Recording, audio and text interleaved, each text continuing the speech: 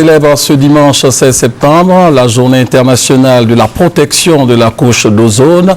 Cette édition 2012 a pour thème protéger notre atmosphère pour les générations à venir. Pour en savoir un peu plus, suivons ce commentaire signé Juliette Ouya.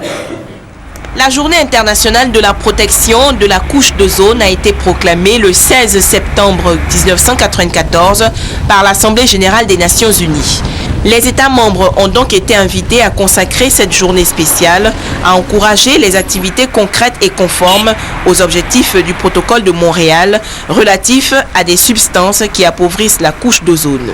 Le thème retenu pour l'année 2012 est « Protéger notre atmosphère pour les générations à venir ».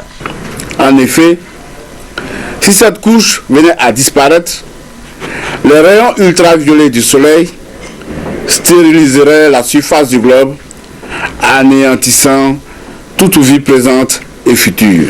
Le gouvernement ivoirien, soucieux de participer à l'effort commun dans la reconstitution de la couche d'ozone, mène un certain nombre d'activités pour sa préservation. On peut citer entre autres la sensibilisation et l'information des utilisateurs des gaz prohibés par le protocole de Montréal qui ont un impact sur la couche d'ozone. La formation des techniciens de froid aux nouvelles techniques de la réfrigération. La formation de plusieurs agents des sociétés phytosanitaires à l'utilisation de la phosphine en remplacement du bromure de méthyle utilisé pour le traitement du cacao avant exportation, qui est un véritable gaz destructeur de la couche d'ozone.